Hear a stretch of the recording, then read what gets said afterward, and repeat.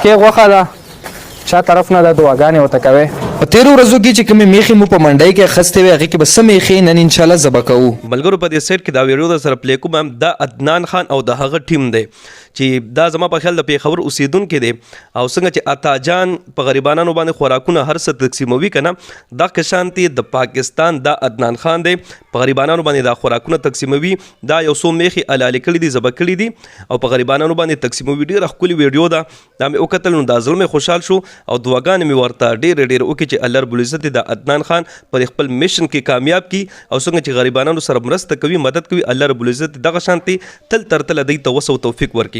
نو راځئ دا ویډیو وګورئ او دغه کې عدنان خان ته په کمنټ کې ماشاءالله سبحان الله ولیکئ او دعاګانې ورته ډېر وکړئ. ټیک شو راځئ دا ویډیو وګورئ. جی وړه خوب کې دا صدقې غوښه ده چا طرف نه د دعاګانې ورته کوئ.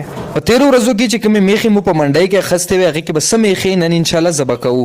نو راځئ چې شروعات وکړو. پیلنۍ تیاره شوله دعا وشوه ذبح شوه دا دوامه ده ماشاءالله سې دوام هم ذبح شوله دوامې پسې دریمه به ذبح کوو. ذبح کېدو کلیپس نشو چولی هغه بیا بندوي. ښه کافي محنت نه بعد دغه غوښه صافه ماشاءالله تیارېدو وله ده. موږ کوشش ته چې کور په کور تقسیم کو صفا سوتره پسته غوښه ډوکې دا ورته اخیسته میکس کو 3 کیلو یا 5 کیلو پیکټ ورته جوړ کو. الکال لګیا شولو پیکټې جوړوي هر فیملی دپاره بیل پیکټې به تیاریږي. د شاپرو پیکینګ په کټو چې کم کارو تقریبا مکملېدو وله ده خو دلته د سحري وخت شولو نو ټولو په جمع اخیسته سحري وکړله. ټولو مشوره وکړه مشوره دا وه چې وده کېږو به نه دا به اوس رسوو مختلفو علاقو ته کور په کور به تقسیموو. زموږ ځوانان شاپرو سره ووتلو مختلفو علاقو ته ګلیانو ته چې کم ځایونو کې مستحق معلوم دي مو سره اکثر په رابطه کې وي معلومات مو ته وي چې کم ضرورتمند دي کم آس پاس دي کم علاقه کې دي نو کور په کور دغه پیکټ ورته تقسیمیږي تازه په تازه. خو دا خبره دور اسانه نه ده لا ډېر کار پاتې ده نو موږ سره اوسئ دا خو ایله پیله ایریا ده. مو کوشش ته چې چا مخونه را نشي چا عزت خراب نشي دا ویډیو مقصد صرف خپل ډونرز چې کوم رسته کوونکي دي هغو ته اپډیټ ورکول دي. دا پیلنۍ علاقه خو ماشاءالله ختمه شوه اوس دوباره ګاډۍ لوډ کېږي شاپرې پکې کېږدول شي او راځئ چې روان شو په خپل سفر باندې توره تیاره ده منځونه هر څه مو کړي دي هغې نه بعد اوس دا په روډ باندې روان یو. کافي سفر محنت مشقت نه بعد الحمدلله علاقې ته راورسېدلو. دلته چې تاسو اوس دا ایریا وګورئ تاسو به خپله ووایئ چې واقعي دا مستحق دي.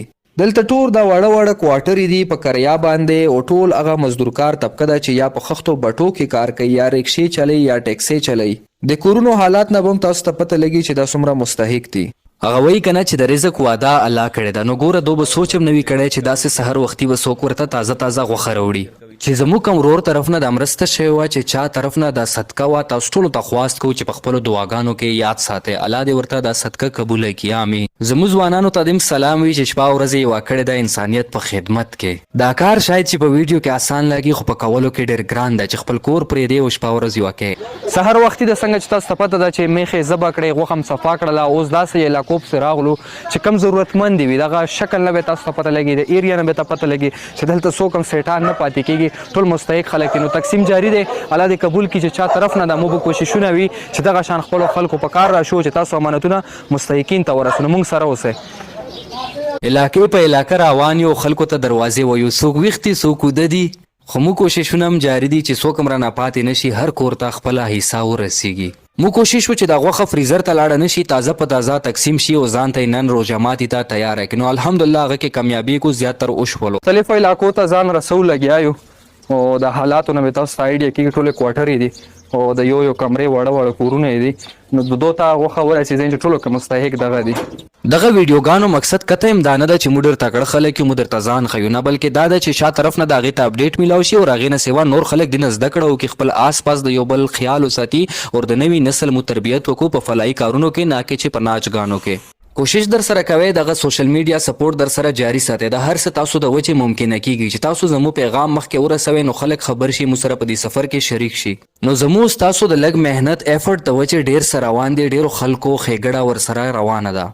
دلته چې څومره کورونه دي تاسو مخامخ دي ټولې وړې کوارټرې دي یو کمرې والا او ډېر په بوره حال کې دي. نو چې دلته کم خلک ژوند کوي هغه پوره کال غوښې نه محرومه وي نو دغه شان روژه په موقع دوته غوښه تازه رسول یو ډېر غټ ثواب ده.